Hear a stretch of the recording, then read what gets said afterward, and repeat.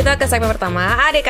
Ada apa dengan Korea? Beda generasi, beda zaman, pastinya juga beda pola pikir ya. Benar. Kalau zaman dulu masuk kerja, berpikir akan bekerja lama, bahkan sampai pensiun gitu kan ya. Nah, berbeda nih sama generasi muda sekarang. Oh gitu, gimana tuh dengan anak-anak muda sekarang? Menurut layanan informasi ketenagakerjaan Korea, hanya 4 dari 10 orang yang masih bekerja pada perusahaan yang sama setelah 1 tahun. Hanya 4 orang, Hanya berarti 6 orang lainnya pada resign gitu? Betul. Oke. Persentase mereka yang bertahan bekerja di tempat yang sama lebih dari 1 tahun berangsur-angsur menurun nih dari tahun ke tahun. Dan kalau dilihat berdasarkan gendernya, tahun 2021 mereka yang bergender wanita katanya lebih banyak yang nggak bertahan bekerja selama 1 tahun daripada pria. Laporan ini juga menunjukkan kalau tingkat retensi bekerja mengalami penurunan setelah pandemi. Oh gitu, sepertinya mungkin perlu ditingkatkan lagi ya kebijakan-kebijakan supaya para pegawai bisa bertahan di tempat yang sama. Ya, kalau menurut pakar nih hal seperti ini disebut pasar tenaga kerja ganda katanya. Di mana pekerjaan yang stabil akan lebih memperkuat stabilitas mereka. Sementara sebaliknya hal ini nggak berlaku untuk pekerjaan yang relatif nggak stabil. Tapi intinya ini pasti ada alasan dong kenapa anak muda zaman sekarang ini memilih resign dengan cepat gitu.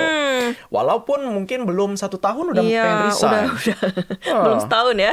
Dan memang gue juga sering lihat sih kalau katanya anak muda zaman sekarang ya yang sering disebut sebagai Gen Z ya, ini memang lebih mudah resign. Betul. Karena memang generasi Z ini tumbuh di era yang dinamis dan juga cepat berubah, di mana prioritas mereka ini juga berbeda-beda. Betul, pola pikirnya juga udah berbeda ya. Dan gue juga sering lihat sih para pakar yang bahas soal ini juga. Padahal zaman sekarang pada kenyataannya sih, realitanya cari kerja itu lebih susah lagi ya daripada zaman dulu. Bener banget ya, apalagi lapangan pekerjaan ini sekarang sudah semakin sedikit dan terbatas, tapi mereka tetap memilih resign ketika merasa nggak cocok. Betul. Tapi Bi, ada yang berpikir bagus juga nih, cepat resign kalau nggak cocok daripada bertahan dan stres gitu lama. Iya ya, bisa juga sih. Kalau dari awal kayak udah nggak cocok, yaudah ngapain lanjut gitu. Iya. Yaudah deh, udahan aja kayak gitu kan bisa aja ya.